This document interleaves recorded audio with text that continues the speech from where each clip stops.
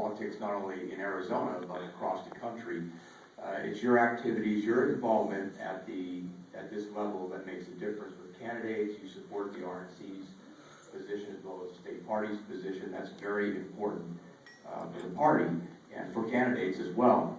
So now I've decided to jump out of the frying pan into the fire and run for office, and I decided to run for state treasurer. I picked that office specifically because I felt I was very well qualified for the position as a CPA, and also a former partner with Deloitte Touche, and I guess one of my former, I should say, he works for Deloitte, I don't any longer.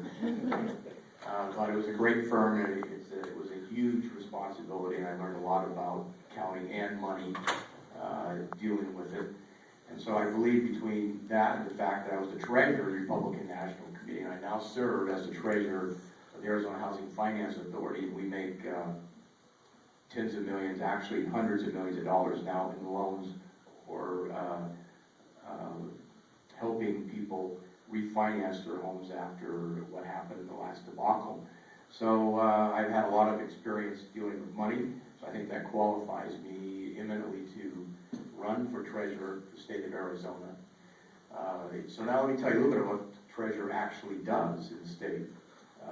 Most people don't realize it, but about $30 billion flows through the treasurer's office every year. And you hear sometimes they talk about the state's general fund, which is about $8.7 billion this year, and I think it's going to be pushing $9 billion maybe this year, close to that. Well, that's a small part of everything that flows through the state that comes from the federal government as well as other sources of funds. So the treasurer's office pays for all that throughout the state, so that all comes through the treasurer's office. The checks, which are called warrants, go out from the treasurer's office to pay for everything that's done.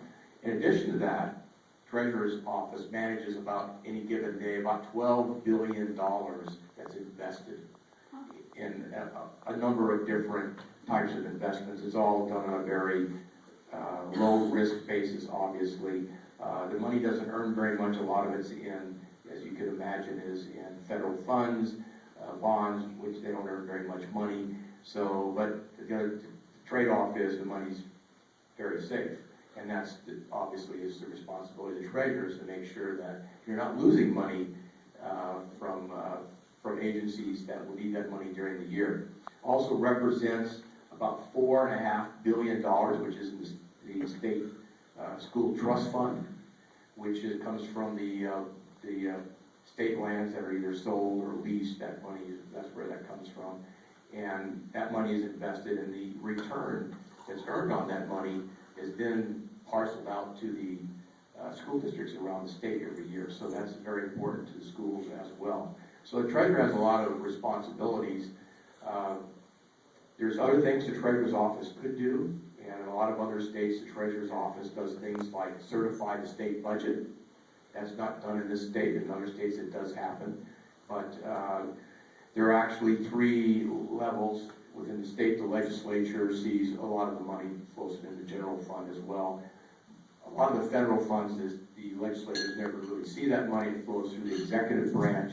So the only agency that really sees all the money, where it's all coming from and where it's all going, is really the state treasurer's office.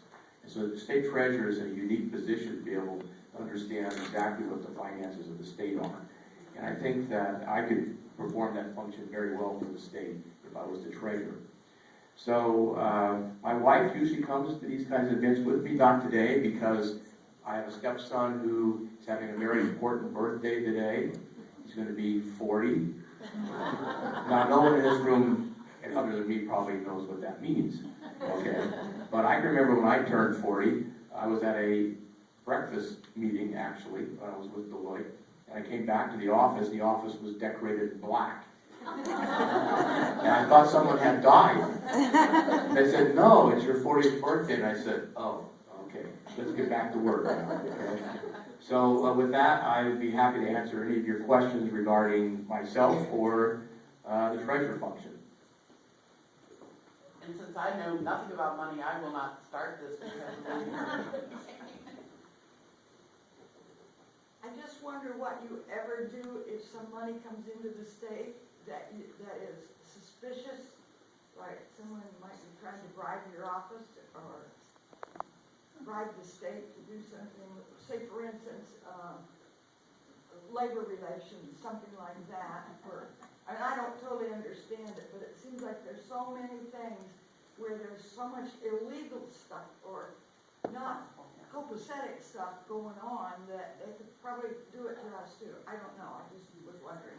Well, let me kind of cast it a different way.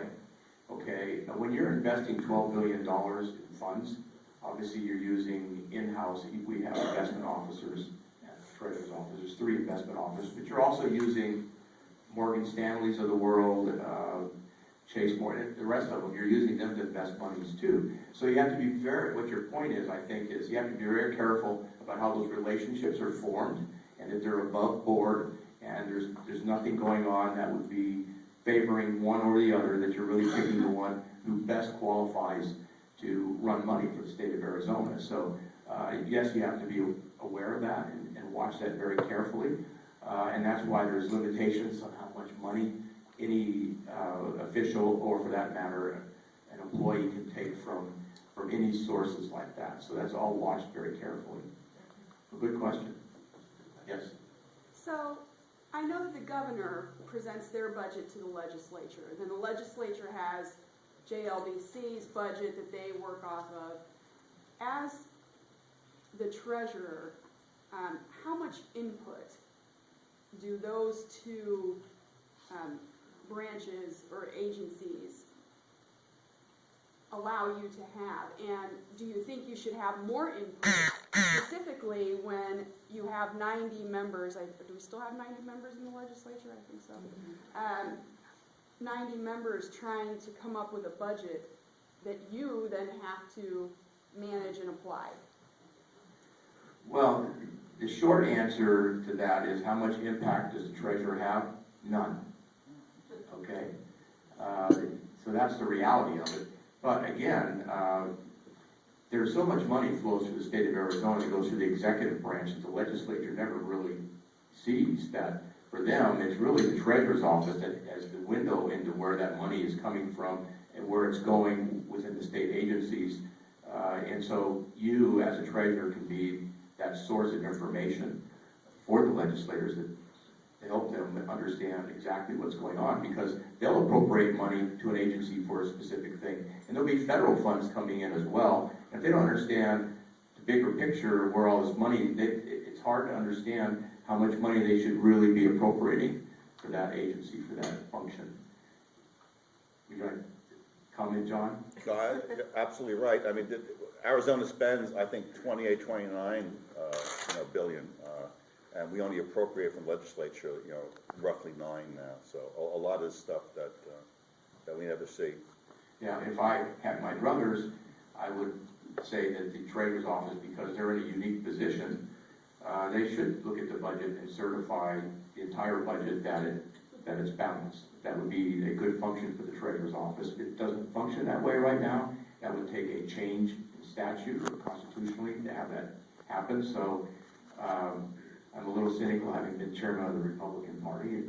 That's probably not going to happen, but you can always hope for it. Yes, Andrea? Hi, nice to see you. I wanted to find out about there's a big problem with pensions, the pension funds in our state, and as I'm sure it's all over the country, and when there was a recession, when things hit in 2008, the stock market went down to 7,000.